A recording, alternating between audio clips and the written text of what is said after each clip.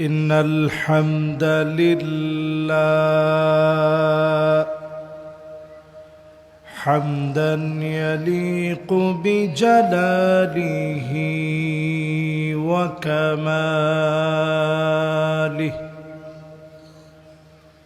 سبحانه وتعالى له الحمد في الأولى والآخرة وهو على كل شيء قدير.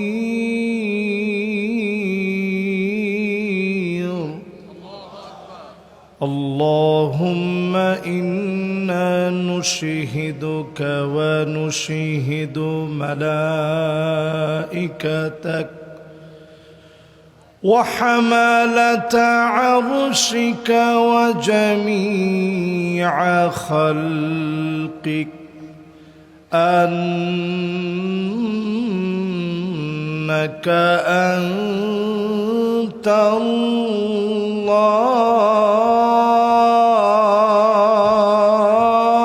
الله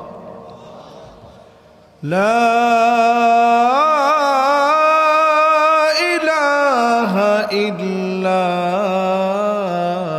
أنت فهو الواحد الأحد الفرد الصمد الذي لم يلد ولم يولد ولم يكن له كفوا أحد.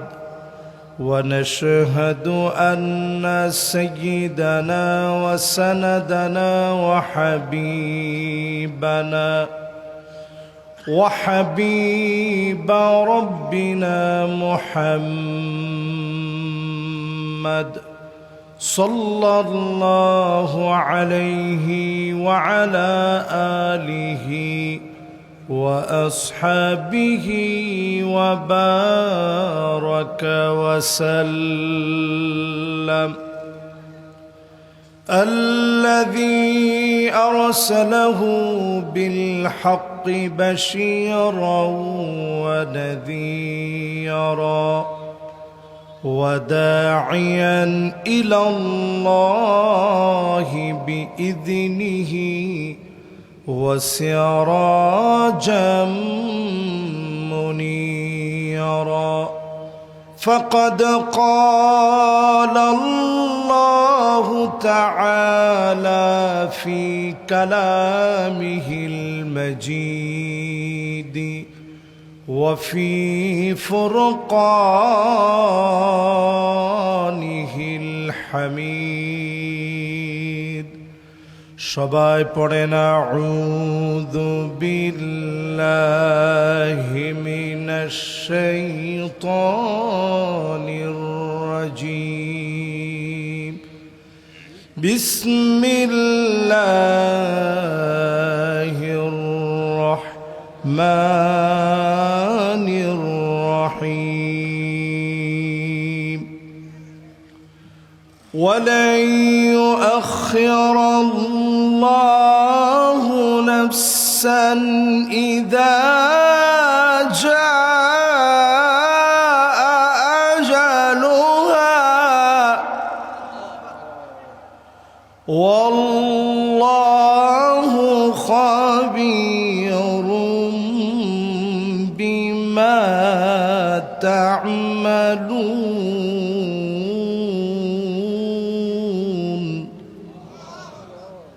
والله خبير بما تعملون.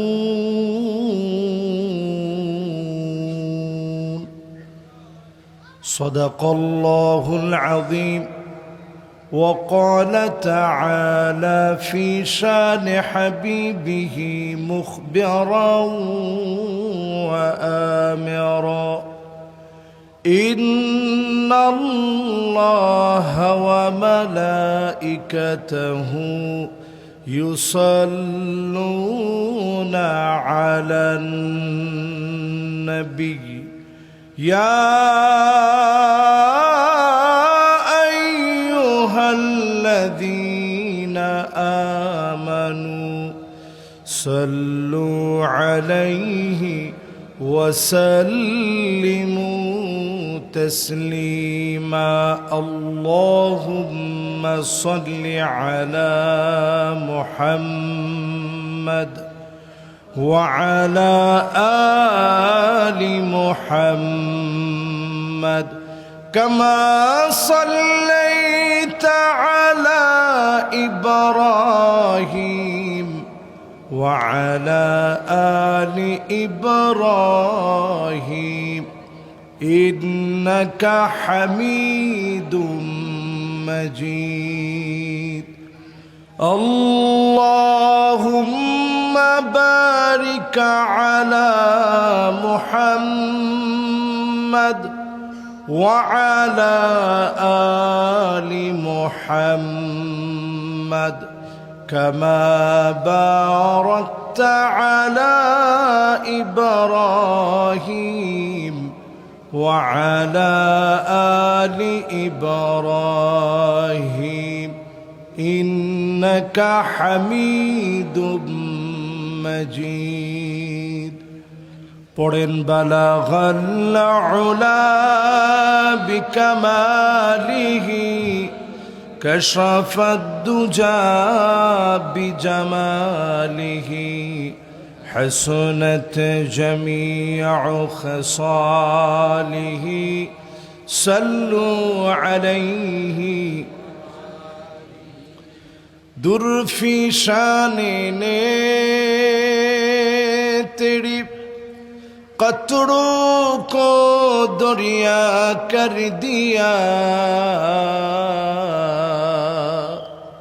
दिल को रोशन कर दिया आँखों को बीना कर दिया बलगल उला बिकमालिही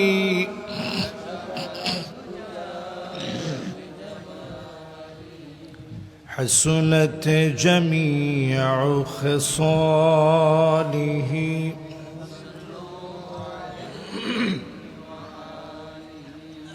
अगर ना होती ये फूल के बुलबुल का तरन्नुम भी ना हो चमनदहार में गलियों का तबस्सुम बीना हो बलगल उला बिकमालिही कशफ दुजा बिजमालिही हसनत जमीअ खसालिही सल्लु अलैहि व आलिही ঐতিহ্যবাহী 3 দিন ব্যাপী 32তম ঐতিহাসিক তাফসীরুল কোরআন মাহফিল চন্দলা কেবি হাই স্কুল অ্যান্ড কলেজ ময়দান মোবারক আজকের আয়োজনের প্রথম রজনীর সমাপনী লগ্নে উপস্থিত সম্মানিত হাদারাত উলামায়ে কেরাম সভাপতিত্ব করছেন অধ্যক্ষ কবির আহমদ সাহেব সভাপতি সিরাতুন নবী সাল্লাল্লাহু আলাইহি সাল্লাম ফাউন্ডেশন অধ্যক্ষ সুলতানপুর কামিল মাদ্রাসা আজকের সভাপতি মহোদয়ের জন্য আমরা দোয়া করছি আল্লাহ যেন ওনাকে হায়াতে তয়্যিবা দান করেন পড়েন আমিন মোবারক আজকের এই মাহফিলের আমাদের কাঙ্ক্ষিত মেহমান যারা ছিলেন আল্লামা মুফতি কাদি ইব্রাহিম হাফিজাহুল্লাহ ওয়া রাআহ আজকে আলোচনা পেশ করেছেন আল্লামা ডক্টর হিফজুর রহমান সাহেব দামাত বারাকাতুহুমুল আলিয়া হুজুর ইনশাআল্লাহ আসবেন আলোচনা রেখেছেন আল্লামা শেখ জামাল উদ্দিন হাফিজাহুল্লাহ ওয়া রাআহু এবং ইনশাআল্লাহ আগামী দিন বরেণ্য উলামায়ে কেরাম আলোচনা পেশ করবেন। শেষ দিনও দেশের সেরা খ্যাতিযশ সম্পন্ন উলামায়ে কেরাম ইনশাআল্লাহ থাকবেন, আলোচনা পেশ করবেন ইনশাআল্লাহ তাবারাকা ওয়া তাআলা। আপনাদের এই প্রাণপ্রিয় মাহফিল আপনারা যারা আসছেন, ফুদালা কোরামা আইম্মা যতজন বসছেন, সামনে উপবিষ্ট আছেন সম্মানিত মুরব্বিয়ানে কেরাম, তারুণ্যের উচ্ছ্বাস, নবজাগরণের অগ্রদূত, আমার তরুণ প্রজন্মের আমার তরুণেরা, পর্দার অন্ত আড়ালে শ্রবণরতা হয়ে শুনছে আমার মা এবং বোনেরা, সকলে এক যুগে মালিকের আলিশান দরবারে নতশিরে অবনত চিত্তে শকর গুজারি আদায় পড়ছি কালিমাতুশ শুকর আলহামদুলিল্লাহ।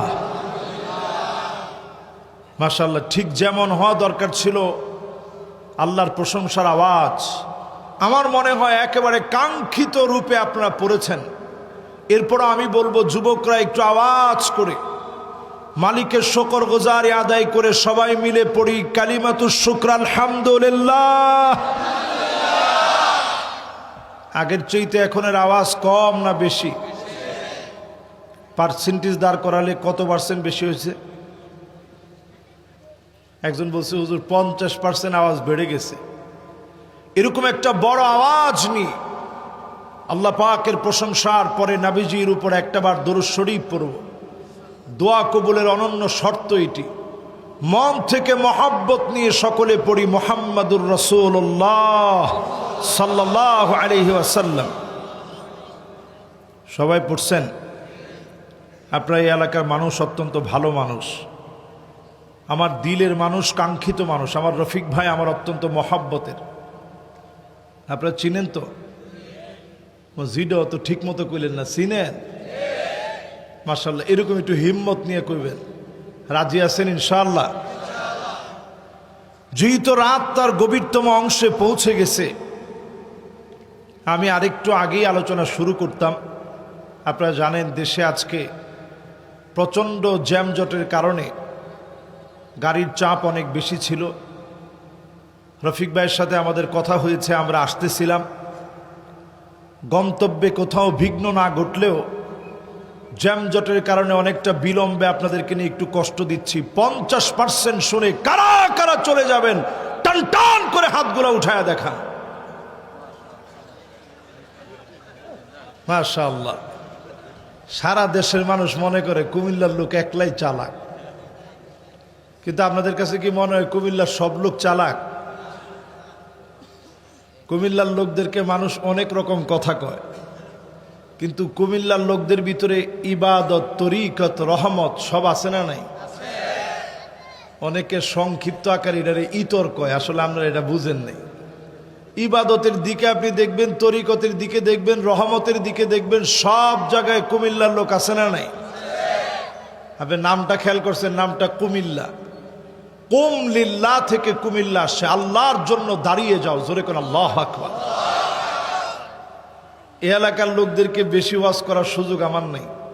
কুম লিল্লাহ, যারা আল্লাহর জন্য দাঁড়িয়ে গিয়েছে, আজ আপনারা তাকায় দেখেন সেই কুমিল্লার লোকেরাই আল্লাহর জন্য দাঁড়ানোর জন্য নেতৃত্ব দিচ্ছে, ঠিক কিনা বলে? সেই কুমিল্লার এই ময়দানে আজকে যারা আমরা বসছি 50% শুনেই চলে যাব? কত পার্সেন্ট? 60-70 বুঝি না, 80% পর্যন্ত শুনে কারা কারা বাড়ি যাব হাত উঠায় দেখায়। এখন স্টেজের লোকেরা আল্লাহু আকবার বলে হাত উঠাই দিচ্ছে। তাহলে এবার একটু আপনারা কোন, আপনারা কি আসলে 80% শুনে যদি চলে যান রফিক ভাইরা কষ্ট পাবে না? এত কষ্ট করে অনেক বছর মাহফিলটা হইতে পারে নাই, আজকে আমরা সুযোগ পাইছি, সুন্দর একটা পরিবেশ পাইছি। শেষ পর্যন্ত কথাগুলা শুনে আমরা মোনাজাত করে বাড়ি যাব। রাজি আছেন ইনশাআল্লাহ? আমি কথা দিতে পারি, যদি কথাগুলোর উপরে আপনারা বিশ্বাসী হয়ে শেষ পর্যন্ত বসেন, মোনাজাত কবুল হয়ে যাবে। যিনি গুনাহ মাফ করে দিবেন তিনি কে? এই মাহফিলে আমরা যারা বসছি, আজকে কোরআনুল কারীমের অত্যন্ত গুরুত্বপূর্ণ সূরা সূরাতুল মুনাফিকুন, মুনাফিকদেরকে নিয়ে আল্লাহ রাব্বুল আলামিন একটি সূরা নাজিল করেছেন। এই সূরা আল কারীমার 11 নং আয়াতে কারীমা আমি তেলাওয়াত করেছি বিমাশিয়াতিল্লাহি তাআলা ওয়া বিতৌফিকিহি। যদি আল্লাহ রাব্বুল ইজ্জাতুল জালাল তৌফিক দান করেন, একটা আয়াতকে ঘিরে বেশি লম্বা না হয় আবার কমও না হয়, এমন একটা সময়ের ভিতরে আপনাদেরকে আলোচনা করে মোনাজাত করে বিদায় দিতে চাই। রাজি আছেন ইনশাআল্লাহ? আল্লাহ রাব্বুল আলামিন ইরশাদ করেন, ওয়ালাই ইউআখিরুল্লাহু নাফসান ইযা জাআ আজালুহা ওয়াল্লাহু খাবীরুম বিমা তা'মালুন। কশিন কালেও কোন নফস সুযোগ পাবে না নির্দিষ্ট সময় আসার পরে। এক মুহূর্ত কাউকে সময় দেওয়া হবে না। নির্দিষ্ট সময় আসলে পরে যেই হালতে আপনি বসা আছেন, যেই হালতে আপনি দাঁড়ায় আছেন, অথবা আপনি ঘুমন্ত আছেন, ওই অবস্থায় যখন সময় চলে আসবে, যিনি তৎক্ষণাৎ ডাক দিয়ে দিবেন তিনি কে? আইয়ুফিকাহু বিআমালিন সালিহিন ক্বাবলা মাউতিহি। মৌতের আগে যদি ভালো কাজ করতে করতে যদি মালিক ডাক দিয়ে দেন, আল্লাহ পাক যদি মাহফিলের মধ্যে ডাকটা দিয়ে দেন, দিন প্রতিষ্ঠার সংগ্রামে যদি ডাক দিয়ে দেন, সিজদা দিতেছেন, সুবহান রাব্বিয়াল আ'লা বলে ডাক দিয়েছেন, ওই অবস্থায় মালিক যদি ডাক দিয়ে দেন, বুঝে নেবেন যিনি ভালোবেসে ফেলেছেন তিনি কে। যতজন আমার সামনে বসলেন, সময় কিন্তু আমাদের কারো জন্য বাকি নেই। একেবারে যে বাচ্চাটার বয়স এখন মাত্র দুনিয়া আসছে, তারও যেমন সময় বাকি নেই, আমার আপনারও সময় বাকি নেই। যার বয়স 70-80 হয়ে গেছে, তারও সময় বাকি নেই। নির্দিষ্ট সময়ের জ্ঞান একমাত্র কার হাতে? একটা জীবন থাকবে সবিউন, জন্ম লাভের পর থেকে নিয়ে 10 বছর অবধি আল্লাহ পাক সেই সময়ে আমল নামার খাতা খুলবেন না, কেরামুন কাতিবিন লিখবে না। সময় পার হয়ে চলে যাবে, গুলামুন 10 থেকে নিয়ে 15 বছর কেরামুন কাতিবিন লেখা শুরু করে দিবে। বালেগ হওয়ার পর থেকে পাই টু পাই হিসাব হবে, মালিকের সামনে আপনাকে আমাকে দাঁড়াতে হবে। এরপরে সময় আসবে শাবাবুন, 15 থেকে নিয়ে 40 বছর টকবগে যৌবনা মানুষ। আপনি যা ইচ্ছা করতে মনে চায়, হিসাবের খাতা শুরু হয়ে গেছে। এই সময়ে পাই টু পাই যার সামনে জবাব দেওয়া লাগবে তিনি কে? এবার এই স্তর পার করে 3 স্তর পার করে আপনি চলে যাবেন মুদ্দাতুল কুহুল। চোখের নিচে কালো দাগ পড়ে যাবে। 40 থেকে নিয়ে 60 অবধি আপনার চোখের নিচে কালো দাগ পড়ে যাবে। আগের মতো ঘুম হবে না, হঠাৎ শরীরটা দুর্বল হয়ে যাবে। আগের মতো চাইলে এখন আর সব করতে পারবেন না। শরীরটা আপনার ক্লান্তিবোধ চলে আসবে। চতুর্দিক থেকে রোগ বাসা বাঁধবে। এরপরে একটা সময় আসবে শাইখুন, 60 থেকে নিয়ে উপরে 70, 80, 90, 100 বছর বাঁচবেন। এরপরে হায়াত ফুরায় যাবে। যার সামনে দাঁড়ায়া পুরাপুরি জবাব দেওয়া লাগবে তিনি কে? ও আমার চান্দলার ভাইয়েরা, মনে রাখেন, যতজনে আমার সামনে বসে বসে শুনতেছেন, সব লোকগুলো আল্লাহ সাক্ষী। আনতুম শুহাদাউল্লাহি ফিল আরদ, এই জমিনে আপনারা আল্লাহর সাক্ষী। আওয়াজ করে বলেন, এই জমিনে আপনারা কি? কার সাক্ষী? এই জন্য দেখবেন আমরা মিশা মিশা সাক্ষী নেই। লাশ সামনে রেখে ইমাম সাহেবকে বাধ্য করা হয়, আপনি একটু জিজ্ঞাসা করবেন লোকটা কেমন ছিল। তখন ইমাম সাহেব বাধ্য হয়ে, করার কিছু থাকে না। সবসময় এটা ইমাম সাহেব বলে না, নেতারা বলে, আমার নেতা ছিল এমন। এরকম বক্তব্যটা দিয়ে জিজ্ঞাসা আমনে করে কেমন ছিল। আপনারাও বলেন কেমন আসলি, একটু পরে বুঝবি। ঠিক নি, ঠিক নি, ঠিক নি? কেমন ছিল এটা মৌখিকভাবে জবাব দিই তার বিষয় নয়। আনতুম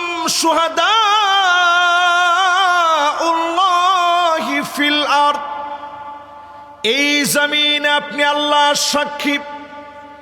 যদি মন থেকে কেউ বলে লোকটা ভালো মানুষ ছিল, এই কথা যখন আপনি বলবেন, নবীজি বলেন ওয়াজাবাত, তার জন্য ওয়াজিব হয়ে গেল। হযরত ওমর বলেন, নবী কি ওয়াজিব হয়ে গেছে? নবীজি বলেন ওয়াজাবাত লাহুল জান্নাহ, তার জন্য জান্নাত ওয়াজিব হয়ে যাবে। এমন জীবন গঠন করবেন, কবরের পাশ দিয়ে মানুষ যাবে, দোয়া করতে করতে যাবে, হায়াত আমাদের সবার ফুরায় যাবে। যিনি ডেকে ডেকে মাফ করে দিবেন তিনি কে? আর আপনার কবরের সামনে দিয়ে মানুষ যাবে আর বলবে, আয় আল্লাহ, বড় জালেম ছিল, অত্যাচারী ছিল, স্বৈরাচারী ছিল। বলতে বলতে যখন যাবে, ওয়াজাবাত, তার জন্য ওয়াজিব হয়ে যাবে। হযরতে ওমর বলেন, ওগো নবীজি কি ওয়াজিব হবে? নবীজি বলেন ওয়াজাবাত লাহুন নার, জাহান্নাম তার জন্য ওয়াজিব হয়ে যাবে। এমন জীবন গঠন করে যাবেন, মানুষ যেন কবরের সামনে দিয়ে দোয়া করতে করতে পার হয়ে যায়। আপনি লিখে রাখেন, যিনি মাফ করে দিবেন তিনি কে? এবার আমার সাথে সাথে একটু বলেন তো, আমাদের প্রিয় আল্লামা দেলোয়ার হোসেন সাইদি রহমতুল্লাহ আলাইহি চলে গেছেন আমাদেরকে ছেড়ে। শেষবারের মতো ওনার কথাগুলা শুনতে পারিনি। একটাবার যদি এই চান্দলার মাহফিলে ওনারে পেতাম, হৃদয় নিংড়ানো ভালোবাসায় সিক্ত কথাগুলো শুনতাম, কিন্তু শুনতে পারিনি। যেই দিন উনি চলে যাবেন, ওই দিনও দুজনের কাঁধের মধ্যে বর করে তিনি নামছেন। কি সুন্দর একটা জান্নাতি হাসি দিলেন। আওয়ামী লীগের ছেলেপেলেরা পর্যন্ত লিখছে, এরকম একজন আল্লামার জানাজা পড়তে দেওয়া হলো না, আজকে থেকে দল ছেড়ে দিলাম। ঠিক না, ঠিক না? একটা জানাজা বাংলাদেশকে প্রমাণ করে দিয়েছে, আল্লাহ যারে ভালোবেসে ফেলে, গোটা মিডিয়া সবগুলা লেগে যাবে। জমিনের সব মানুষও যদি মিথ্যা বলে, আল্লাহওয়ালাদের দাম কোনোদিন টেনে কমানো যায় না। ঠিক না ভাই? চলে গেলেন আমাদের মাওলানা মতিউর রহমান নিজামী রহমতুল্লাহ আলাইহি, চলে গেলেন আমাদের আব্দুল কাদের মোল্লা রহমতুল্লাহ আলাইহি, চলে গেলেন আমাদের মীর কাসেম আলী রহমতুল্লাহ আলাইহি, চলে গেলেন আলী হাসান মুজাহিদ রহমতুল্লাহ আলাইহি। যারা চলে গেছেন একজনও বাতিলের কাছে মাথা নত করে নাই, প্রমাণ করে দিয়েছে এরা জাতির নেতা, এরা কোনোদিন পালায় যায় না। আজকে দেখেন জনাব তারেক রহমান তিনি দেশে ফিরছেন, 17টা বছর পরে দেশে আসছেন। এ দেশের ইতিহাসের ভিতরে নতুন একটা অধ্যায় রচিত হয়েছে। তিনি এতদিন পর দেশে আসছেন, সবাই ওনাকে বুকে টেনে নিয়েছে। উনি মাটির মধ্যে পা দিয়ে মাটির স্বাদ নিতে চেয়েছেন। উনার আম্মা তিনি জীবিত থাকা এই সময় পর্যন্ত সবচেয়ে আপসহীন নেত্রী। তিনি জেল জুলুম নির্যাতন নিপীড়নের পরেও এ দেশ ছেড়ে যায় নাই। কিন্তু যারা খেলা হবে বলেছিল তারা দেশ ছেড়ে পালায় গিয়েছে, ঠিক কিনা বলে? এটা দিয়ে প্রমাণ হয়ে যায় জাতির জন্য যারা করেছে জাতি কোনোদিন তাদেরকে ভুলে যায় নাই, ঠিক কিনা বলে? এমন জীবন গঠন করেন মুসলমান, হাদির মতো জীবন গঠন করেন। মাত্র 32 বছরের যুবক, 8 মাসের সন্তান রেখে চলে গেলেন। তার কথাগুলোর ভিতরে বারবার শহীদের তামান্না ছিল। মাথায় গুলি খাওয়ার কথা বলেছে, বুকে গুলি খাওয়ার কথা বলেছে, না ইনসাফ ছাড়বে না বারবার বলেছে। এই নফস জীবন আল্লাহ দিয়েছেন, আল্লাহ নির্দিষ্ট সময় নিয়ে যাবেন। 1 সেকেন্ড আগেও আল্লাহ নিবেন না, পরেও আল্লাহ নিবেন না। হাদিরা কোনোদিন মরে না, হাদিরা জীবন্ত থাকে। বাতিলের ভিত্তিপ্রস্তরকে ধুলায় মিশিয়ে দিয়ে মূলোৎপাটন করে দেওয়ার জন্য হাদিরা শহীদ হয়ে যায়। ঠিক নি? ঠিক নি? যুগ জমানা পাল্টে দিতে চাই না অনেকজন, হাদিরাই আনবে আগামী দিনের জাগরণ। ঠিক না আমার ভাইরা? এই বাংলাদেশে স্বাধীনতার 55টা বছর পার হয়ে গেছে, আল্লাহর কোরআনের একটা বিধান আমরা কার্যত করতে পারি নাই। এবার আমরা স্বপ্ন দেখেছি, সব দেখা শেষ, সামনে হবে আল কোরআনের বাংলাদেশ।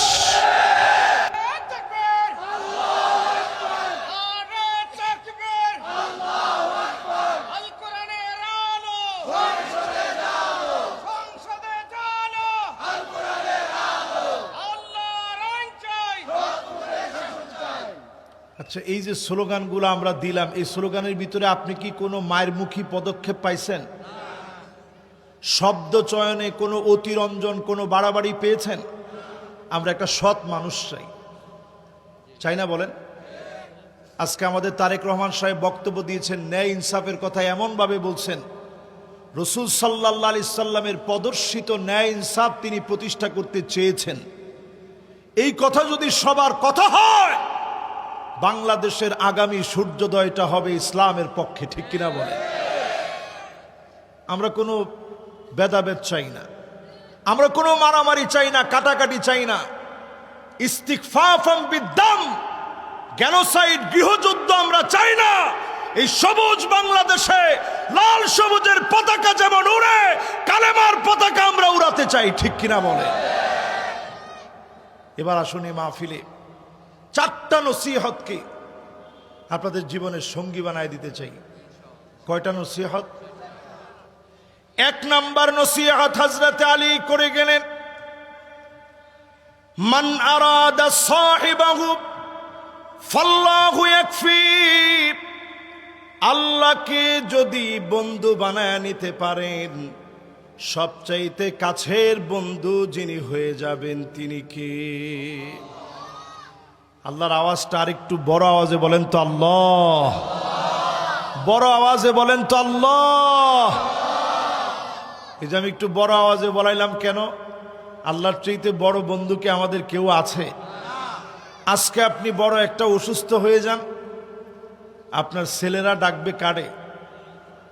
আপনি কোমায় চলে গেলে চতুর্দিকে শুধু আল্লাহ আল্লাহ আল্লাহ বলে ডাকে। وَإِذَا غَشِيَهُم مَّوْجٌ كَالظُّلَلِ دَعَوُا اللَّهَ مُخْلِصِينَ لَهُ الدِّينَ। বিপদে পড়ে গেলেন, ভূমিকম্পের ভিতরে পড়ে গেলেন, জলোচ্ছ্বাসের ভিতরে পড়ে গেলেন, লঞ্চটা ডুবে যাচ্ছে, ঘরের ভিতরে আগুন জ্বলে উঠেছে। ওই মুহূর্তে আর কারো কথা মনে হয় না, বারবার যার কথা মনে পড়ে যায় তিনি কে? বিপদে পড়লে আল্লাহরে আমরা ডাকি, সব সময় আল্লাহরে বন্ধু বানায় নেন। আল্লাহ জাল্লা জালালুহু আম্মা নাওয়ালুহু, আল্লাহকে যদি বন্ধু বানায় নিতে পারেন, অবশ্যই যিনি আপনার সবচাইতে কাছের বন্ধু হবেন তিনি আমার আল্লাহ। সেই বন্ধু হওয়ার জন্য আল্লাহ দরজা খোলা রেখে দিয়েছে। ইন্নাল্লাহা ইয়াবসুতু ইয়াদাহু বিল্লাইল লিয়াতুবা মুসিউন নাহার।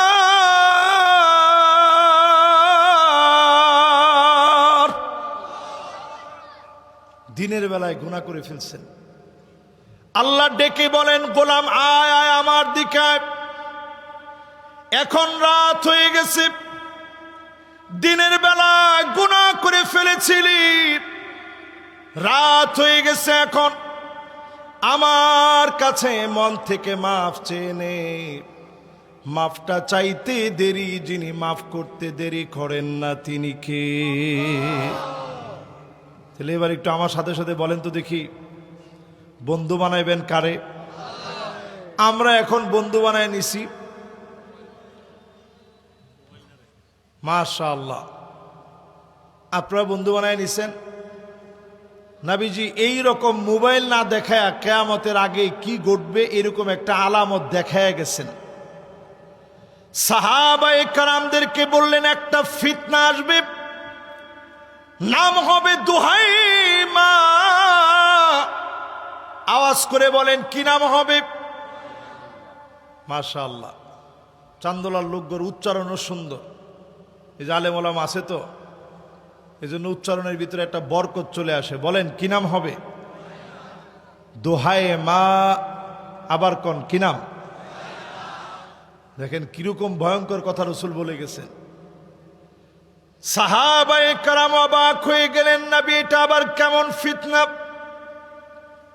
নবীজি বললেন, লাতমাতুহু লাতমাতান, এই ফিতনা সব ঘরে ডুববে, সবার ঘরে থাবড়াবে। থাবড়ানো বুঝেন? চান্দোলার লোকেরা মনে বুঝছে না থাবড়ানো কি। এই যে মাশাআল্লাহ হুজুরে কই দিয়ে থাপ্পড় মারা। আপনারা এই এলাকার লোকেরা কি কন? থাবড়া মারা কন না কন্যা? মাশাআল্লাহ এখন অনেকে হাসতেছে। এই যে থাবড়া মারা কন আপনারা, নবীজি বলতেছেন লাতমাতহু লাতমাতান, এমন কোন ঘর নাই যেই ঘরের ভিতরে গিয়ে থাপ্পড় মারতো না, থাবড়াইতো না, এমন কোন ঘর নাই। সব ঘরে ফিতনাটা ঢুকবে। আজ থেকে 15 বছর আগে এই হাদিসটা আমি পড়ছি মিশর যাওয়ার পর। পড়ার পরে আমার মনের ভিতরে এটা আসছে যে একটা ফিতনা সব ঘরে থাবড়াইব, এটার হাত কেমন? তখন এই হাদিসটা পুরাপুরি আমি বুঝি নেই। ঠিক 15 বছর পরে আজকের এই মাহফিলে বসে আমি যখন চিন্তা করতেছি, এই মোবাইলটার দিকে তাকায় যখন দেখতেছি, আমার কাছে মনে হচ্ছে এমন কোন ব্যক্তি নাই যারে এখন মোবাইল থাবড়াইতেছে না। কথা তো কইলেন না, ঠিক নেই? নবীজি বললেন এরপরই দাজ্জাল আসবে। দাজ্জালের পকেট ভার্সন তো এখন আমাদের হাতে হাতে পকেটে পকেটে চলতেছে। সবার কাছে এখন এই এক একটা মোবাইল আছে, স্মার্টফোন। এই যে আমি যখন ধরেন একটা ভালো কিছু দেখতেছি, মাঝখানে একটা মিউজিক চলে আসছে, থাবড়ান শুরু হয়ে গেছে। খোদ সৌদি আরবের ভিতরে তাকায় দেখেন, সেখানে কনসার্ট হচ্ছে। ঠিক না? ঠিক না? আমাদের দেশের লোকেরা যেমন 2041 সাল পর্যন্ত ক্ষমতায় থাকতে চাইছে, বর্তমান তদানীন্তন সৌদি আরবে যারা আছে, রাজতন্ত্রকে কায়েম করে যারা আছে, তারা একটা ভীষণ ঘোষণা করছে 2030। আল্লাহ যেমন 2041 পুরা হতে দেয় নাই, 2030-এর এই ভীষণও আল্লাহ পুরা হতে দেবে না। আমরা তো ঠিকঠাকটা জোরে কইলেন না, ঠিক নি? এই ভীষণের ভিতরে তারা অন্তর্ভুক্ত করেছে নিয়ম সিটি নামে, তারা একটা সিটি বানাবে, ওইটার ভিতরে কনসার্ট হবে, অত্যাধুনিক গান বাজনা মদ্যশালা বানাবে, ওই মদ্যশালার ভিতরে ওপেনে মদ পান করবে, জেনা ব্যভিচার শুরু হয়ে যাবে। এর আগে আল্লাহ পৃথিবীতে তসনস শুরু করায় দিবে। ঠিক কিনা বলে? 21শে নভেম্বর বাংলাদেশে একটা ভূমিকম্প হয়ে গেছে। এই যে আজকে জুমাবারে আমরা ঢুকছি, এরকম আমি নোয়াখালী থেকে মাহফিল করে বাসায় গেছি, যাইতে যাইতে ফজর হয়ে গেছে। ফজরের নামাজ পড়ে আমি ঘরে গিয়ে হালকা একটু নাস্তা করে অ্যালার্ম দিয়ে ঘুমাইছি। অ্যালার্ম দিয়েছিলাম 11টা পর্যন্ত আমি ঘুমায় তারপরে নামাজ পড়াইতে যাব। ঠিক যখন 10:38 বাজছে, আল্লাহ প্রদত্ত একটা অ্যালার্ম বেজে গেছে। আওয়ালা ইয়ারাউনা আন্নাহুম ইফতানুনা ফি কুল্লি আমিন মাররাতান আও মাররাতাইন সুম্মা লা ইয়াতুবুনা ওয়ালা হুম ইয়াযাক্কারুন।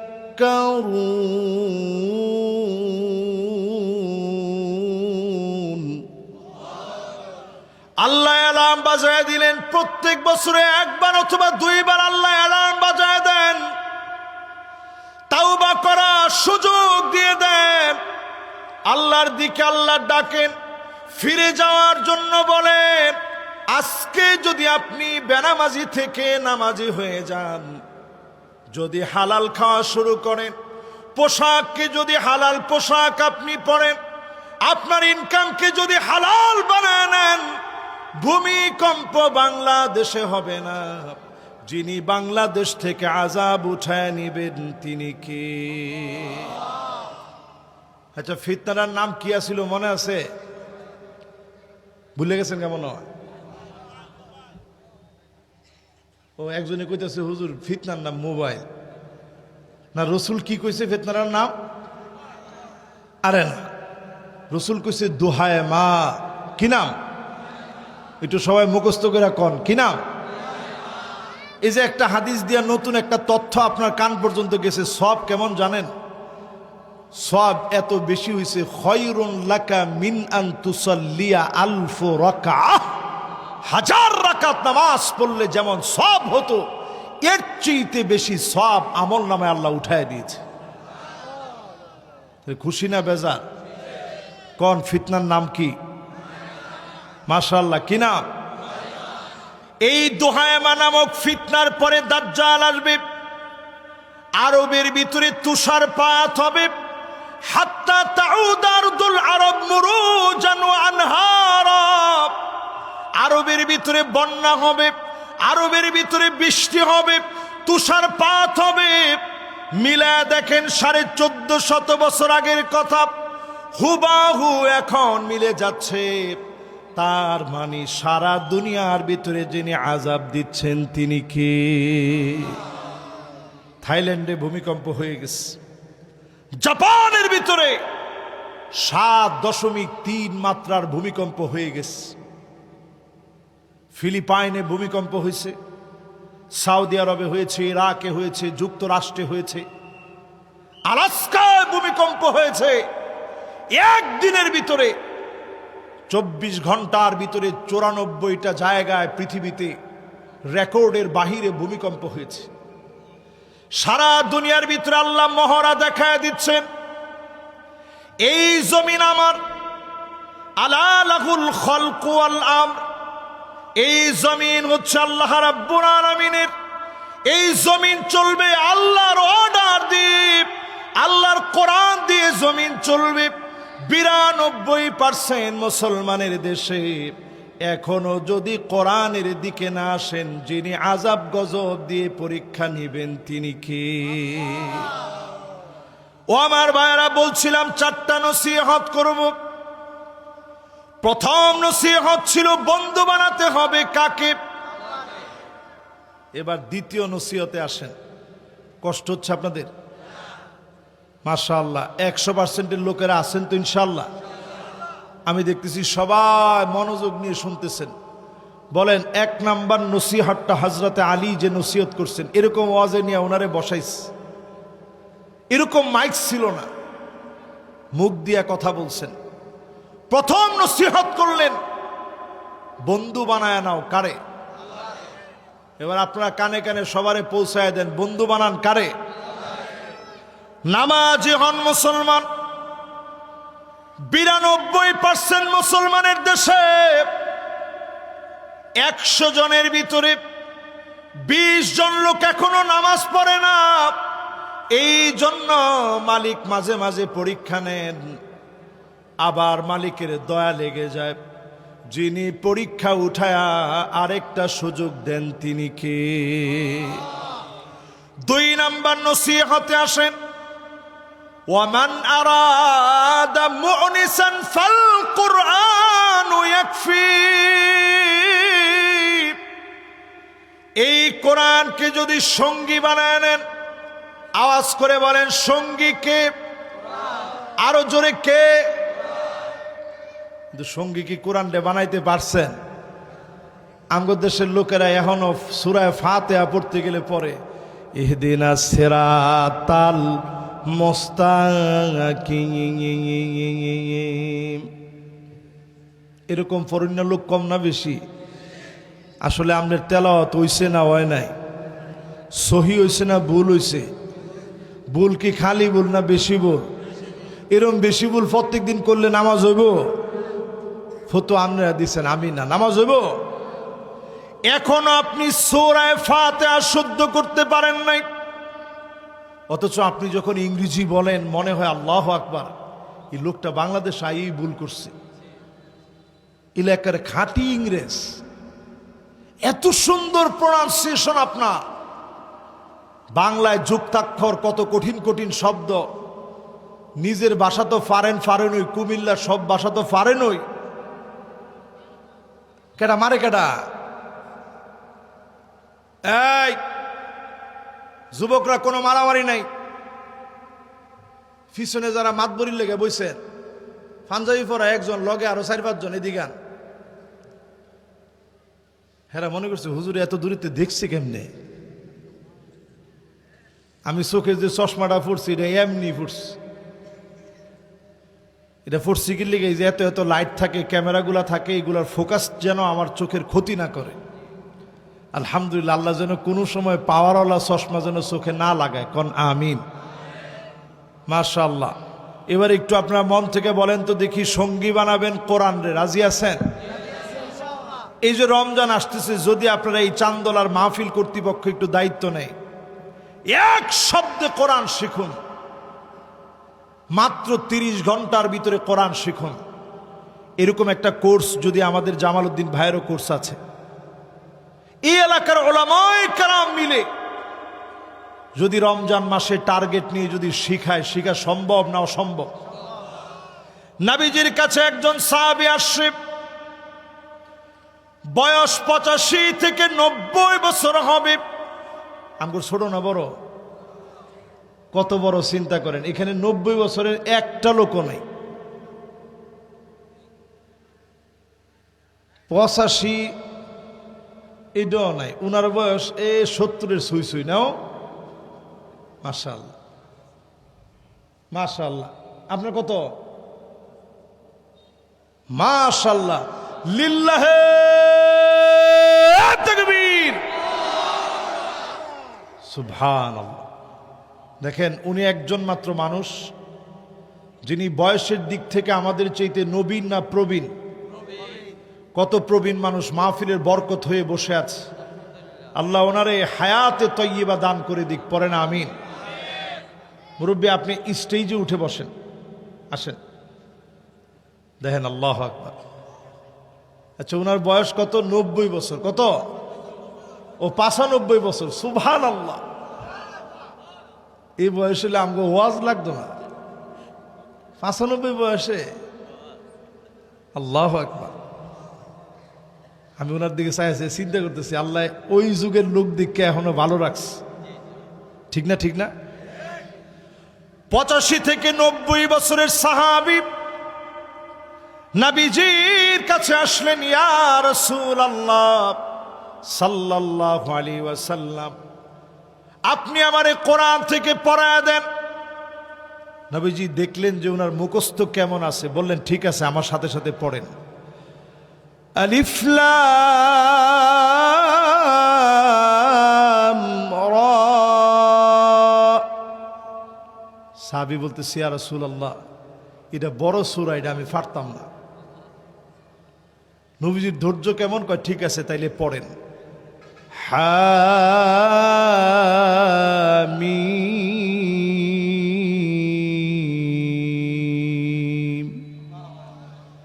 সাহাবী বলতেছে, নবী এইটাও আমি পারতাম না, এইটাও আমারটা বড় লাগে। সুবহানাল্লাহ কম। এবার নবীজি বললেন তাইলে পড়েন, سبح اسم ربك الأعلى الذي خلق فسوى والذي قدر فهدى والذي أخرج المرعى। সাহাবী কয় নবী এটাও কঠিন লাগে, পারতাম না মনে হয়। আচ্ছা কন্ত দেখি আমগো মতো একটা হুজুরের কাছে যদি কইতো একটা সূরা শিখাইয়া দেন, আর 3 বার করার পরে যদি পারতাম না, কইলে মিলে যে কি একদিন কি আসছেন আমনে। নবীজি একবারের জন্য রাগ করেন নাই, পড়েন ইযা যুলজিলাতিল আরদু জিলজালাহা ওয়া আখরাজাতিল আরদু আথকালাহা وقال الإنسان ما لها يومئذ تحدث أخبارها بأن ربك أوحى لها يومئذ يصدر الناس أشتاتا ليروا أعمالهم فمن يعمل مثقال ذرة خيرا يره ومن يعمل مثقال ذرة شرا يره। আল্লাহু আকবার। এতটুকুন যখন নবীজি পড়ায়া দিলেন, সাহাবী উঠে দাঁড়া গেলেন, ওগো নবীজি মুখস্থ করে নিলাম, এই একটা সূরা আমি আমল করব, সারা জীবনের যেটুকুন বাকি আছে এই একটা সূরা বারবার আমি পড়ব। একটা সূরা আমল করার কারণে নবীজি সাহাবীদেরকে দেখায় বলে, সাহাবীরা দেখো, জান্নাতি কোন লোক যদি দেখতে চাও আমার এই সাহাবীর দিকে তাকাও, একটা সূরার কারণে লোকটারে আল্লাহ জান্নাতি বানায় দিবে। এবার একটু আপনারা কোন তো দেখি, একটা সূরাও যদি আজকে পড়ার নিয়ত করেন, এ রাত্রি যদি আপনি মারা যান, হতে পারে যিনি জান্নাতি বানায় দিবেন তিনি কে? 100% আছেন তো ইনশাল্লাহ? যুবক আপনারা থাউন লাগবে 100%। মাশাআল্লাহ, একজনে কোমরটা টান দিয়া লাইছে, মাশাআল্লাহ। দেখি বয় কিনা, বইলই দোয়া এক্ষণ, মাশাআল্লাহ, হ্যাঁ চিন্তা করতেছে যে আরেকটু গুইরা গুরানটা দিয়াই বইতেছে। আপনারা আসেন তো বাকিরা? তাহলে কোন এক নাম্বার নসিহতটা কি? মাশাআল্লাহ, আরেকটু জোরে কোন এক নাম্বার নসিহতটা কি? 2 নাম্বার নসিহতটা কি? এই 2-3টা সূরারে অন্তত সঙ্গী বানায় নেন। এই কোরআনকে যদি পার্লামেন্টে সঙ্গী বানানো যেত, বাংলাদেশের হাফেজরা যেমন সারা দুনিয়াকে দেখায় দিয়েছে, পার্লামেন্টে যদি আল্লাহর কোরআনকে সঙ্গী বানানো যায়, গোটা দেশ জাতি সাক্ষী থাকেন, গোটা পৃথিবীর জন্য নজির হয়ে যাবে, বাংলাদেশ সারা দুনিয়াকে দেখায় দিবে। ঠিক কিনা বলে? সময় লাগবে না। আফগানিস্তানের দিকে তাকায় দেখেন, অর্থনৈতিকভাবে ক্ষতিগ্রস্ত একটা দেশ, যুদ্ধ বিধ্বস্ত একটা দেশ, ভেঙে টুকরা টুকরা হয়ে যাওয়া একটা দেশ, ভূমিকম্পে কবলিত একটা দেশ। শুধুমাত্র ইমারাতে ইসলামীর কারণে আল্লাহ পাক এমনভাবে মোড় ঘোরায় দিয়েছে কোরআনের কারণে, গোটা পৃথিবীর ভিতরে এখন মাথা চারা দিয়ে উঠছে। জোরে কোন আল্লাহু আকবার। আমি দক্ষিণ কোরিয়ায় গেছি, হালাল যতগুলো দোকান আছে, হালাল সার্টিফাইড খাবার পাওয়া যায়, সব জায়গায় গিয়ে দেখলাম আফগানিস্তানের প্রোডাক্ট, বড় করে লেখা মেড ইন আফগানিস্তান। জোরে কোন আল্লাহু আকবার। মুদ্রার দিক দিয়ে তারা এগিয়ে গিয়েছে, অর্থনৈতিকভাবে তারা চাঙ্গা হয়ে গেছে, তাদের প্রোডাক্ট এখন বিশ্বময় ছড়ায় পড়েছে। আগে আমাদেরকে তালেবান বললেও এখনকার সময়ে কেউ আফগানিস্তানকে ছোট করে দেখতে পারে না, কারণ গোটা পৃথিবী এখন তাদেরকে দাওয়াত দিয়ে নিয়ে যায়। ঠিক কিনা বলে? এই কোরআনের দিকে যদি আসতে পারে, আমার নেতারা যদি কোরআন পড়া নেতা হয়, নামে অলরাউন্ডার না, আল্লাহর কোরআন দিয়ে যদি আমার নেতা অলরাউন্ডার হতে পারে, এদেশের চিত্র সত্যিকারে যিনি পাল্টায় দিবেন তিনি কে? বাংলাদেশে আমরা একটা অলরাউন্ডার নেতা পাইছিলাম কয়দিনের লেগে। এই কল্প কয়দিনের নেতা বক্তব্য দিতে গিয়ে কয় বিসমিল্লাহির রহিম, রহমান মাঝখান থেকে বাদ পড়ে গেছে। এরা আপনারা দিচ্ছেন অলরাউন্ডার না কিসে? যে লোকটা বিসমিল্লাহ সঠিকভাবে বলতে পারে না, মুসলমানের সন্তান হওয়ার পরেও ওই ছেলেটা আসলে অলরাউন্ডার হতে পারে না। ঠিক কিনা বলে? যতজন আমার সামনে বসছেন, 5টা আঙ্গুলে মনে রাখবেন, এই দুনিয়ার ভিতরে নবুয়তের শাসন আসছে। নবীজি বলে গেলেন, আমার নবীকে দিয়ে নবুয়তের শাসন আল্লাহ সমাপ্ত করলেন। নবীজি এরপরে বললেন, এরপরে শাসন আসবে খুলাফায়ে রাশিদিনদের শাসন। ওয়াদ্দু আলাইহা বিন্নাওয়াজিস, মারির দাঁত দিয়ে নবীজি আঁকড়ে ধরতে বললেন। কোন দাঁত? এটার আমগর দেশে কয় আক্কল দাঁত। সামনের দাঁত না, সামনের দাঁত দিয়া ধরলে টান দিলে খুলে যাবে। মারির দাঁত দিয়ে, একজনে কইছে সাফার দাঁত। তো জেনেরি কম, এই দাঁতটা যেমন মজবুত, এটার ব্যথা হইলেও মজবুত ব্যথা হয়। ঠিক না? মাথা ঘুরায় ডাক্তারখানা না গিয়া উপায় নেই। এটার ব্যথাটা যেমন মজবুত, এটা দিয়া ধরলেও এরকম মজবুত হয়। মুমিন যদি খুলাফায়ে রাশিদিনের আদর্শ এই মারির দাঁত দিয়ে আঁকড়ায় ধরতে পারে, আবার এই পৃথিবী মুসলমানদের নেতৃত্ব কায়েম হয়ে যাবে। জোরে কোন আল্লাহু আকবার। এরপরে নবীজি বললেন, একটা শাসন আসবে, সুম্মা তাকুনু মুলকান আবান, রাজতন্ত্র আসবে। কি তন্ত্র? এই যে সৌদি আরবে যেটা চলে, জর্ডানে যেটা চলে, দুবাইয়ে যেটা চলে, এরকম রাজতন্ত্র এখন পৃথিবীতে বিদায় প্রাপ্ত, বিদায়ের দ্বার প্রান্তে আছে, এটি মিসকিন অবস্থায় আছে, আর বেশি দিন টিকবে না। নবীজি বললেন, এই রাজতন্ত্র নিয়ে যাবে চতুর্থ একটা শাসনে। সুম্মা তাকুনু মুলকান জাবরিয়া, স্বৈরা শাসকরা আসবে, আলেমদেরকে জেল খাটাবে, আলেমদের উপরে জুলুম হবে, নির্যাতন হবে, জাতির নিরপরাধ নেতাদেরকে তারা মামলা হামলা দিয়ে ফাঁসি দিবে, ঠিক কিনা বলেন? এই যে পোস্টারটা যদি আমি হাতে নিই, এই পোস্টারে থাকা নামগুলার ভিতরে আল্লামা মুফতি কাজী ইব্রাহিম হাফিজাহুল্লাহ ওয়া রাআহ, দিল খোলা একজন আলেম।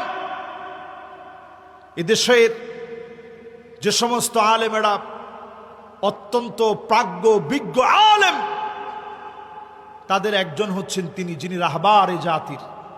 উনাকে পর্যন্ত জেলখানায় নেওয়া হলো। এমন ভাবে আঘাত করছে, এই আঙ্গুলটা বেঁকে গেছিল। এইখানে থাকা আলেমদের ভিতর থেকে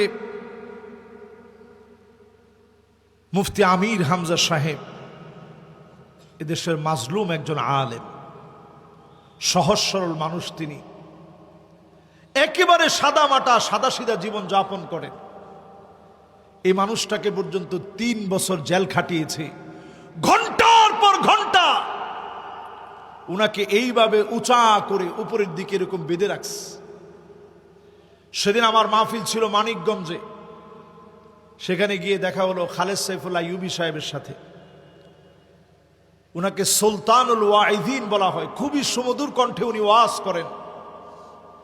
উনি খুলে উনার হাতটা দেখাইছে, এই হাতটার মধ্যে তেমন গোশত নাই, বেঁধে রাখতে রাখতে এই জায়গাটা পচে গেছিল।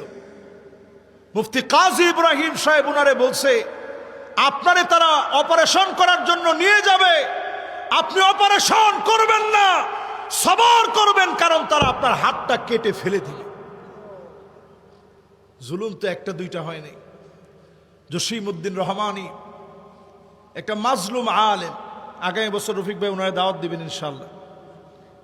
জসিমউদ্দিন রহমানী সাহেবের আগামী বছর দাওয়াত দিবেন।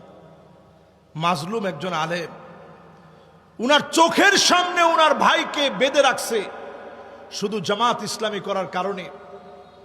এমন ভাবে টাইট করে বাঁধন বেঁধেছে, এত টাইট করে ওনার ভাইটা কিছুদিনের মধ্যে কান দিয়া পুক পরে পুকা হয়ে গিয়ে পচে গিয়ে ওনার ভাইটা কারাগারি শহীদ হয়ে গেছে। একটা দুইটা না আমার ভাইয়েরা, এইরকম যারা স্বৈরাচারী ছিল, আল্লাহর হাবিব তারপরে বললেন সুম্মা ইয়ারফাউহাল্লাহ, আল্লাহ তাদেরকে টেনে হিঁচড়ে উঠায় নেবে। আমরা দেখেছি গণভবনে খাবারগুলো গরম ছিল, জালেমেরা খেয়ে যেতে পারে না। ঠিক নি ঠিক নি? অনেকে মনে একটু একটু আমার উপরে রাগ করতেছেন। রাগ করলে আপনারা করলেন, রসুলের হাদিসের শব্দ বলতেছি, সুম্মা ইয়ারফাউহাল্লাহ, আল্লাহ যখন টেনে উঠায় নিবে, দিল্লির সঙ্গে তোমার সম্পর্ক থাকতে পারে, সারা দুনিয়ার সঙ্গে সম্পর্ক থাকতে পারে, প্রশাসন তোমার হতে পারে, কিন্তু এদেশের মাটি আর তোমার হবে না। কারণ টানটা আসছে কার পক্ষ থেকে? নবীজি এর পরে বললেন সুম্মা তাকুনু খিলাফাতান আলা মিনহাজি নবুওয়াতিন, আবার একটা সময় সুযোগ এসে যাবে, কোরআন সুন্নাহ দিয়ে রাষ্ট্র পরিচালিত হবে। আমার কাছে মনে হয় 5 নম্বর অপশনটা বাংলাদেশের জন্য চলে আসছে। আমি দেখতে পাচ্ছি বাংলাদেশের ভাগ্য আকাশে নতুন সূর্যোদয় হবে আল্লাহর কোরআন আর রাসূলের সুন্নাহর উপরে। ঠিক নি ঠিক নি ঠিক নি? তাহলে বলেন 2 নাম্বার নসিহত সঙ্গী বানাবেন, আওয়াজ করে সঙ্গী বানাবেন। 1 নাম্বার নসিহত কি? মাশাআল্লাহ, আমিও আমার আলোচনার শেষ দিকে চলে আসছি। আপনারা আছেন আর কতক্ষণ? মাশাআল্লাহ, আমগো রফিক ভাই কইছে যতক্ষণ আপনি আছেন ততক্ষণ আমরা আছি। আপনারা আছেন ইনশাআল্লাহ? এই 2টা ওয়াজ আপনারা আজকে থেকে করতে পারবেন না ইনশাআল্লাহ? বন্ধু বানাবেন কারে আর সঙ্গী বানাবেন? মাশাআল্লাহ। এবার 3 নাম্বার নসিহতে চলেন যাই। 3 নাম্বার নসিহত আমার ভাইরা, তিন নম্বর নসিহত হযরত আলী রাদিয়াল্লাহু তাআলা আনহু করে গেলেন, ওয়ামান আরাদা গিনান ফালকিনাআতু তাকফি। যদি কেউ ধনী হতে চাও, আওয়াজ করে বলেন কি হতে চান? একটা লোক এখানে আছেন যে ধনী হতে চান না? কেডা চান না? আটটা উড়ান সিন্ধি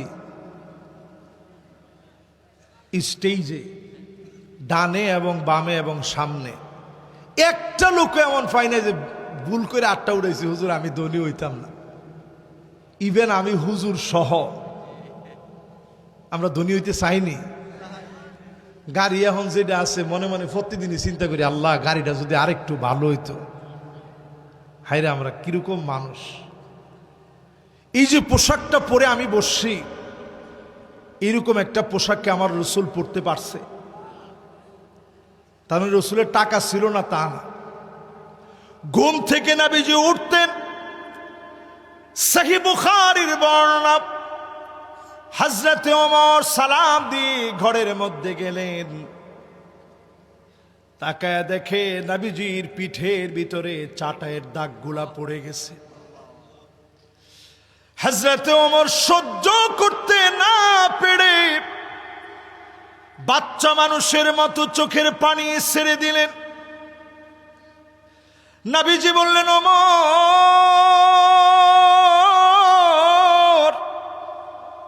কোন জিনিস তোমারে কাঁদায়? কেন তোমার চোখের মধ্যে পানি? হযরতে ওমর আরজ করলেন, ইয়া রাসূলুল্লাহ, রোম পারস্যের সম্রাটদের কি এমন আছে যেটা আপনার নাই? তারা এত সুখ এত শান্তি করে, আর আপনি ঘুম থেকে জাগার পরে চাটায়ের দাগ পড়ে গেছে, আমার বড় কষ্ট লাগতেছে। নবীজি বলেন, ওমর কেঁদো না, ফালাহুমুদ দুনিয়া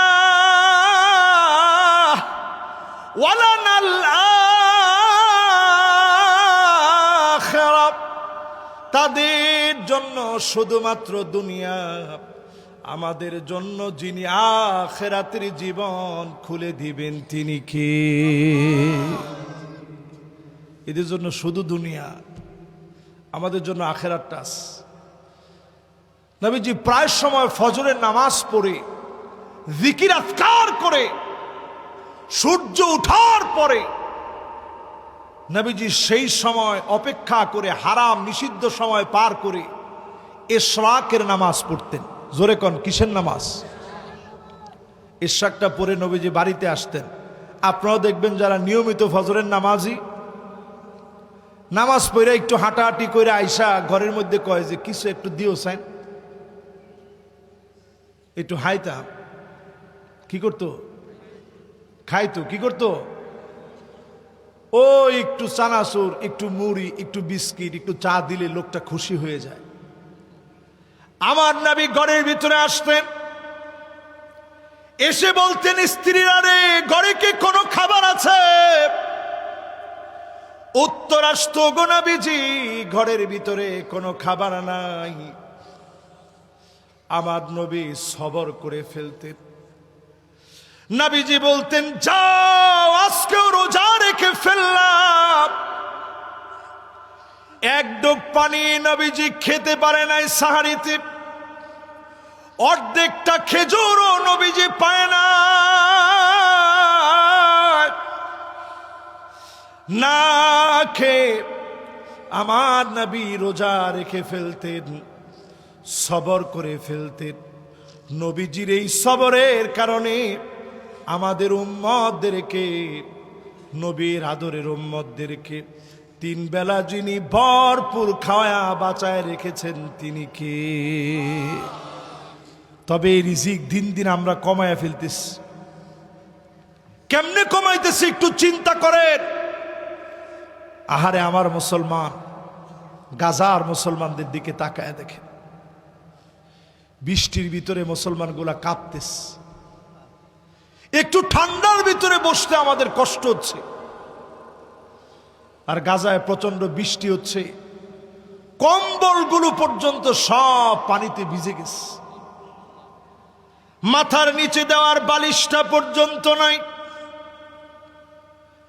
আগুন নাই, চুলা নাই, কিছু নাই, পেটগুলা পিঠের সঙ্গে লেগে গেছে।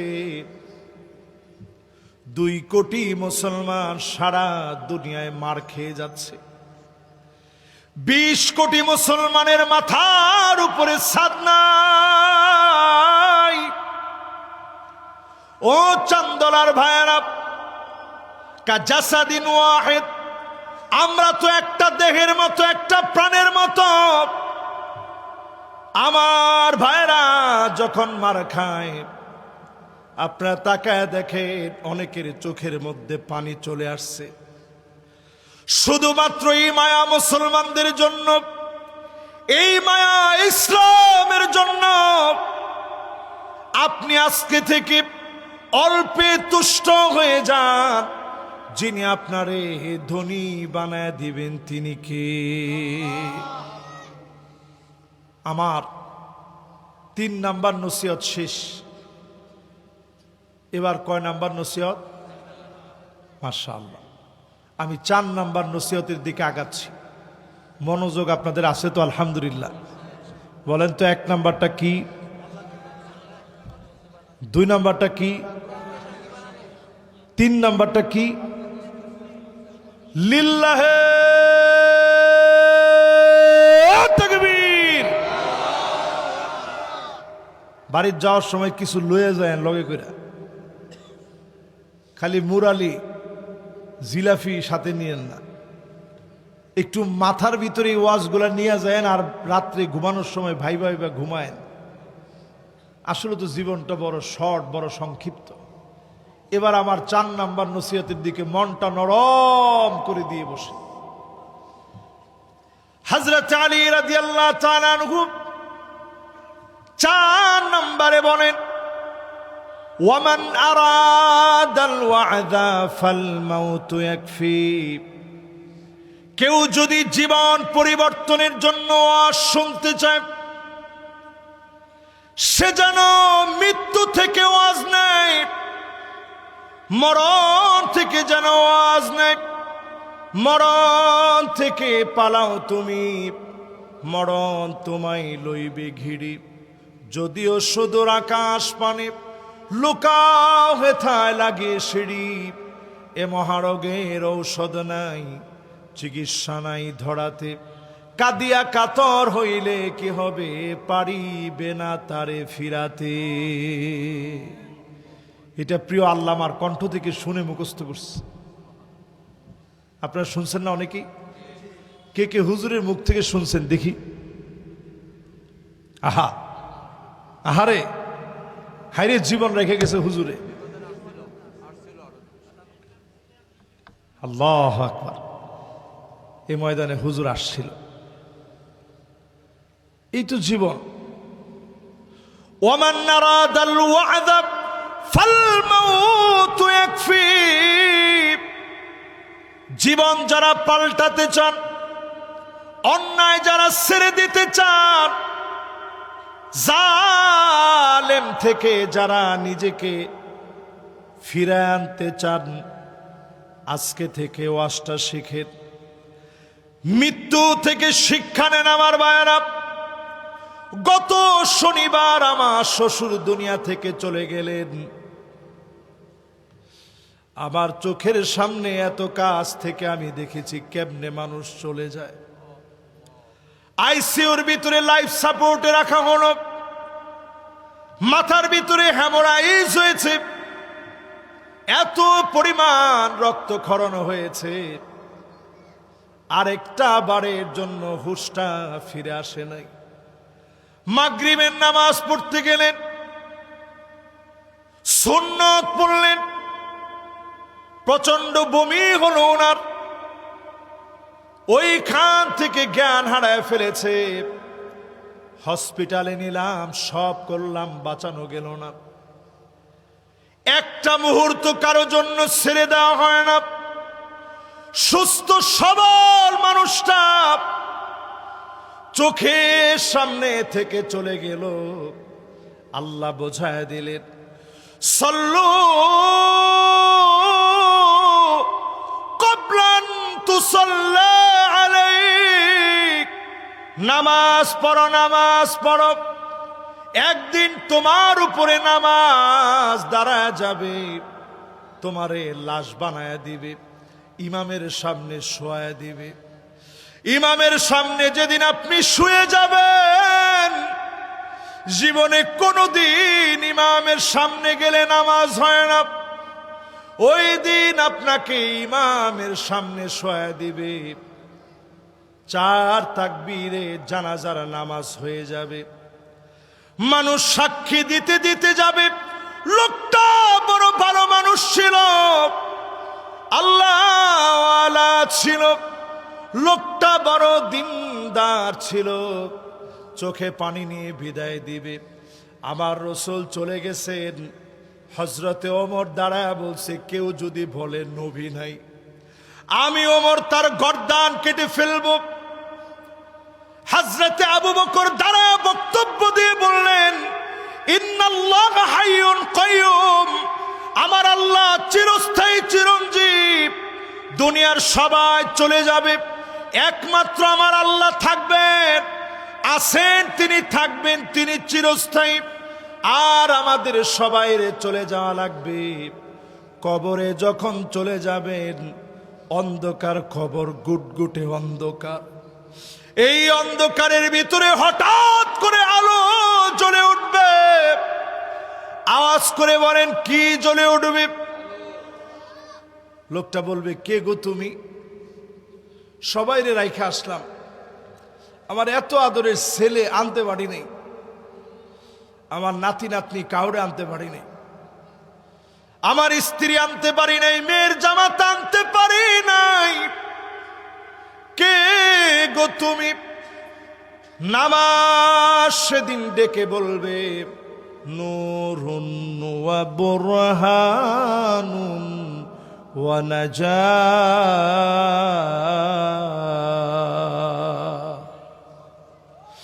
আমি তোমার জন্য আলো হয়ে জ্বলে গেলাম, বাতি হয়ে দাঁড়ায় গেলাম, সাক্ষী হয়ে রয়ে গেলাম। আল্লাহ, এই লোকটা কষ্ট করে নামাজে গিয়েছে, মেহেরবানি করে মাফ করে দেন। নামাজের ফরিয়াদ কবুল হয়ে যাবে, যিনি মাফ করে দিবেন তিনি কে? আচ্ছা কন, এরপরও নামাজ পড়তেন না? তোমার কথা তো কয় না, একটু মহব্বত নিয়ে কন, পড়বেন? নামাজ নিয়ে আর 2-4টা কথা কয়ে ইনশাল্লাহ শেষ করব। এবার একটু আমার লগে লগে কন তো, নামাজ পড়তে কষ্ট না? না, কিছু কষ্ট আছে না?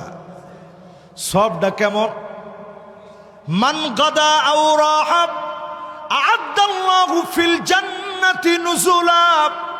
যতবার আপনি নামাজে যাবেন, হেঁটে হেঁটে কষ্ট করে গেলেন, প্রত্যেকবারে বারে যিনি জান্নাতে বাড়ি বানায় দিবেন তিনি কে? এবার একটু আমার দিকে ছায়া ছায়া কন্ত দেখি, কার কার আব্বা নাই? একটু হাতটা উঠান তো দেখি। আহা, এতগুলা মানুষের বাপ নাই, এবার হাতটা নামা। আল্লাহ আমার আব্বারে হায়াতে রাখছে, আপনাদের কাছে দোয়া চাই, আমার আব্বার এই বরকতি ছায়াটা আল্লাহ যেন একটু লম্বা করে, আব্বারের জন্য অনেকটা দিন পাই। আমার আব্বা একজন আলেম মানুষ, একজন মুহাদ্দিস মানুষ। এখনো হাদিস যদি কোথাও ঠেকে যায়, আব্বা আমারে পড়ায় দেয়। আপনাদের কাছে দোয়া চাই, আব্বারের জন্য আল্লাহ হায়াতে তয়্যিবা দান করেন। এই মাহফিলে যারা যারা বসছেন আমার সামনে, কার কার মা নাই? একটু হাতটা উঠান তো দেখি। আল্লাহ আল্লাহ আকবার। এবার একটু হাতটা নামা। কার কার মাও নাই, বাপও নাই? একটু হাতটা উঠান তো দেখি। আহা, এবার হাতটা নামা। একটু চিন্তা করে, মা বাপ কবরের ঘরের মধ্যে ঘুমায় আছে। আমি আসলে ভয়ে কখনো কবরে নামি নেই, এই যে এতটুকু বয়স হয়েছে, বিশ্বাস করেন আমি কাউরে কবরে নামাইতে পারি না, আমার বড় ভয় লাগে।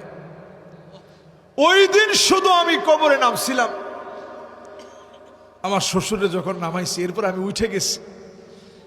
কবরের ভিতরে নামার পরে আমার কাছে মনে হয়েছে এই তো মনে হয় কবর আমারে টেনে ধরলো। আমি আমার ছেলের চোখের দিকে তাকায় দেখি আমার ছেলেটা কান্দে, নানা নানা বলে কাঁদতেছে।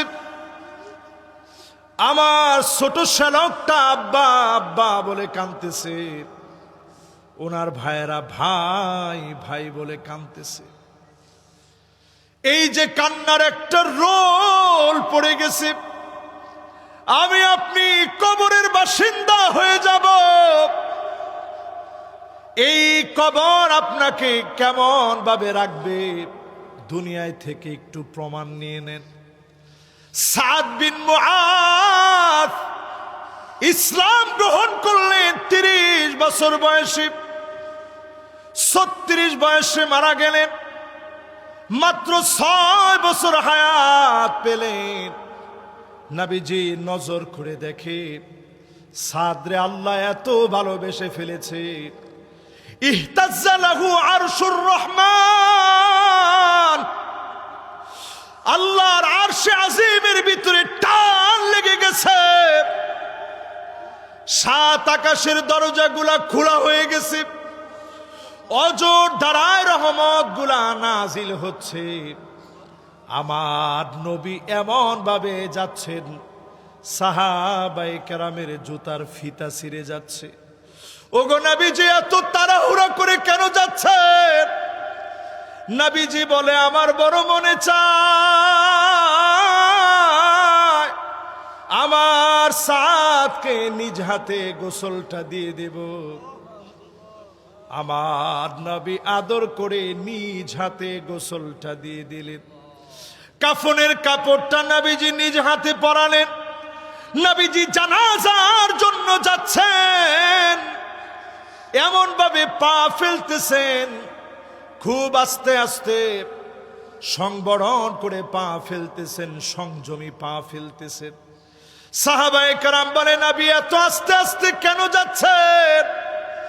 নবীজি বলেন একজন না দুইজন না, 70,000 ফেরেশতা সাদের জন্য আল্লাহ পাঠায় দিয়েছে। এত ফেরেশতা জানাজার মধ্যে আসছে। এবার আমার নবী নিজে জানাজা দিলেন, দিয়ে যখন কবরের ভিতরে নবীজি রাখলেন, কবর থেকে নবীজি উইঠা বারবার কবরের দিকে তাকাইতেছে। বাপ যেমন সন্তানের কবরের দিকে তাকায়,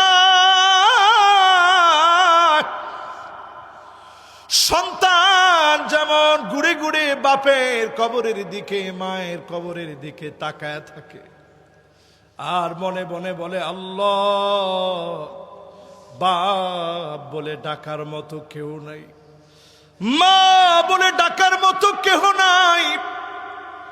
সাদ বিন মুআজের কবরের দিকে নবীজি তাকায় আছেন। কি মনে করে মুক্তার দানার মতো চোখের পানিগুলা ঝরায় দিলেন। আমার নবীজির গাল বেবে, দাড়ি মুবারক বেবে, হাত্তা বাল্লাল আর জমিনের ভিতরে টপ টপ করে নবীজির চোখের পানিগুলা পড়তেছে। নবীজি হঠাৎ করে কি মনে করে যেন আল্লাহু আকবার বললেন, কি মনে করে যেন সুবহানাল্লাহ বললেন। সাহাবায়ে কেরাম ওয়া সাব্বাহনা মাহু, নবীজির সঙ্গে সঙ্গে তারাও সুবহানাল্লাহ বললেন। ওয়া কাব্বারনা মাহু, নবীজির সঙ্গে আল্লাহু আকবার বললেন। সাহাবায়ে কেরামের চোখের মধ্যে পানি চলে আসে। এবার নবীজির ঠোঁটের কোণে জান্নাতি হাসি ফুটে গেছে। সাহাবায়ে কেরাম বলেন নবী কেন কাঁদলেন? এই জন্য কাঁদছি আমার এত নেককার সাদ, 70,000 ফেরেশতা আসলো, 7 আকাশের দুয়ার খোলা হয়ে গেল। আরশে আজিমের ভিতরে টান লেগে গেল। আমি নবী নিজে গোসল করায় দিলাম, জানাজা দিলাম, কবরে নামালাম। আমি দেখতেছিলাম আমার সাদের কবরটা ছোট হয়ে যাচ্ছে। আমার সাদের কবরের মাটি চাপা দেওয়ার জন্য আসতেছে। আমি নবীর বড় মায়া লেগে গেছে। আমি নবীজি যখন কাঁদলাম, সুবহানাল্লাহ বললাম, আল্লাহু আকবার বললাম, তোমরাও কাঁদলা, সুবহানাল্লাহ আল্লাহু আকবার বললাম। আল্লাহ পাকের বড় মায়া লেগে গেছে। সাদের কবরটাকে যিনি আবার বড় বানায় দিছেন তিনি কে? এবার একটু আমার ভাইরা কর, আমার মতো বক্তার কবরের হালত কি হবে? কি হালত হবে কবরে? হযরত আলী কবরের মাটিগুলো ধরে বলতেন, মাকানুকা তাহতা তুরাব, আলী রে তোমার জায়গা হবে মাটির নিচে। আমার নেতারা এমন ছিলেন। হযরত ওমর রাদিয়াল্লাহু তাআলা আনহু ফজরের নামাজের সময় ছুরি দিয়ে আঘাত করছে, নাড়ি বুড়ি ছিদ্র হয়ে গেছে। এরপরেও বলছে, সাথীরা আমার একটু উঁচা করে ধরো।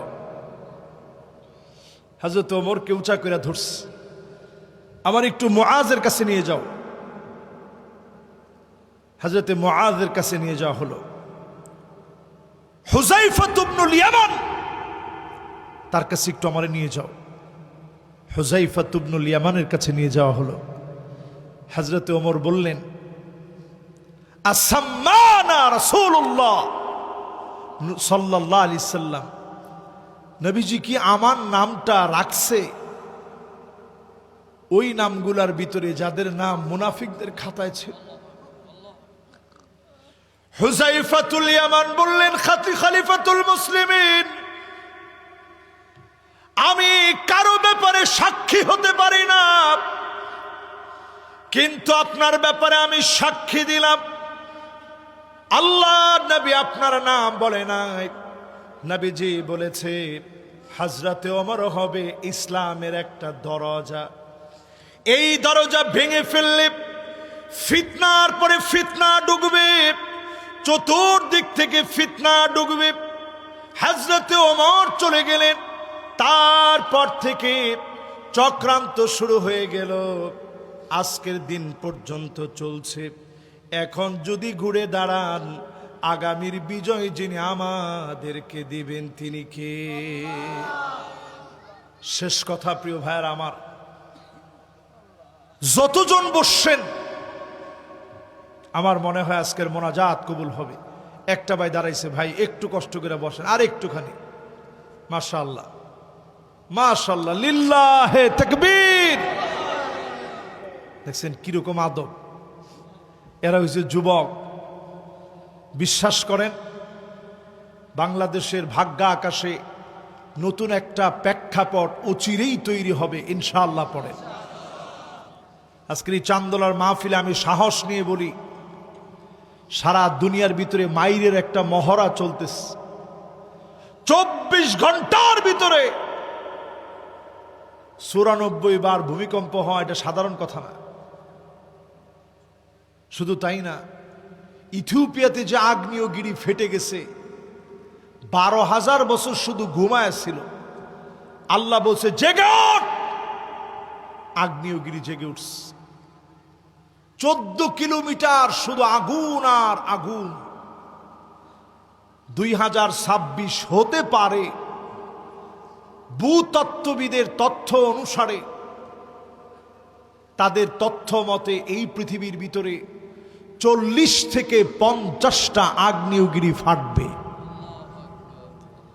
আপনারা পারমাণবিক বোমা দিয়ে মুসলমানদেরকে ভয় দেখান, আল্লাহর পারমাণবিক বোমা রেডি হয়ে আছে। বাঁচানোর মতো কোনো শক্তি এই পৃথিবীর কারো হাতে নেই।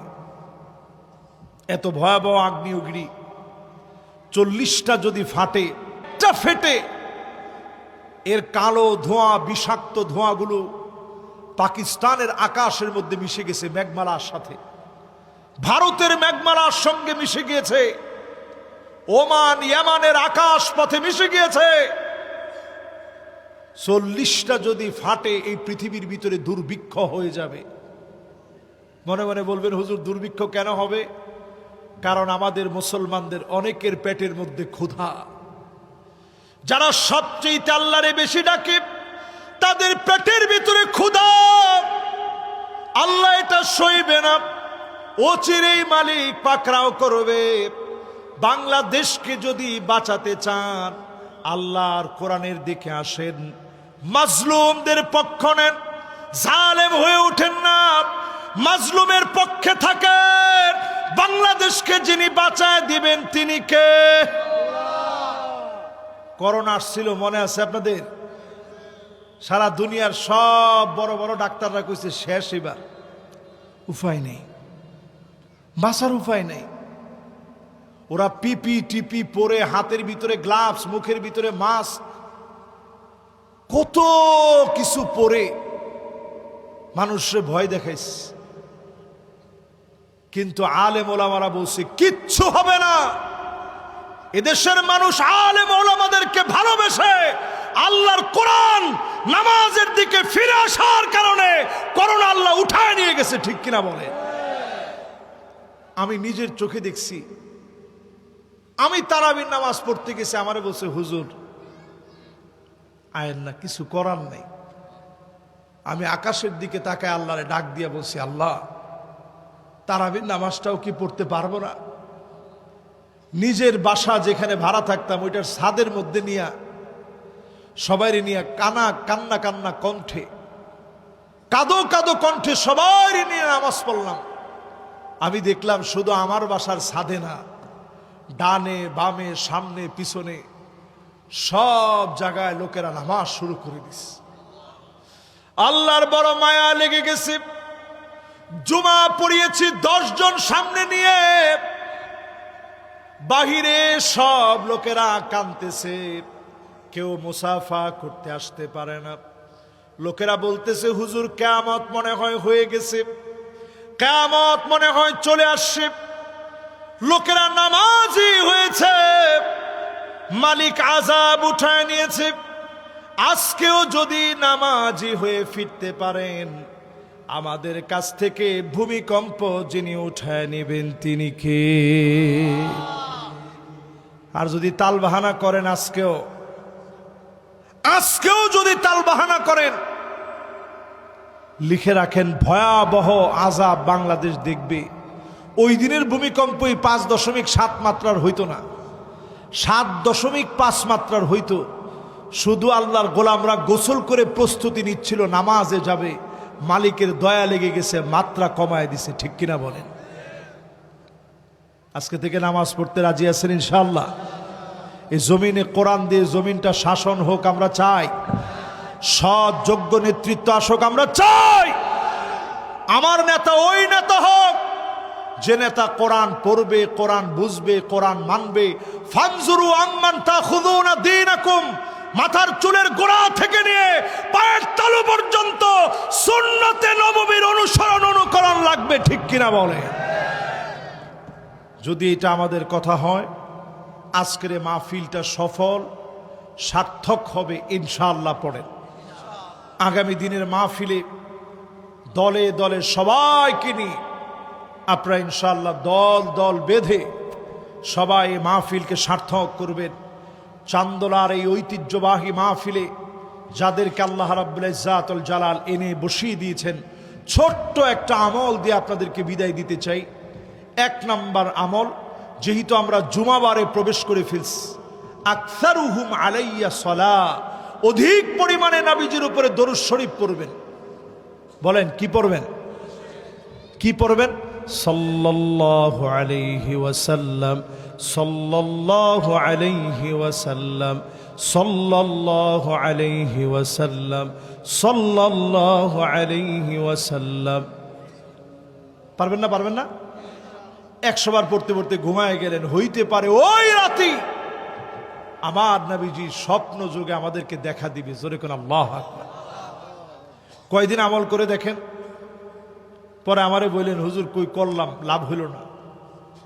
কয়টা দিন সাল্লাল্লাহু আলাইহি ওয়াসাল্লাম শুধু এর দূরই পড়েন, এর দূর যদি পড়ে 100 বার পরে ঘুমান কয়দিন, ডান দিকে ফিরে এই হাতটারে গালের নিচে রেখে ঘুমাবেন। নবীজি বলছেন মান রাআনি ফিল মানাম ফাকাদ রাআনি ফিল ইয়াকযাহ ফাইন্না আশ-শাইতান লা ইয়াতামাসসালু বি ওয়া ফি রিওয়ায়াতিন উখরা, অন্য বর্ণায় আসছে ফাইন্না আশ-শাইতান লা ইয়াতাশাব্বাহু বি।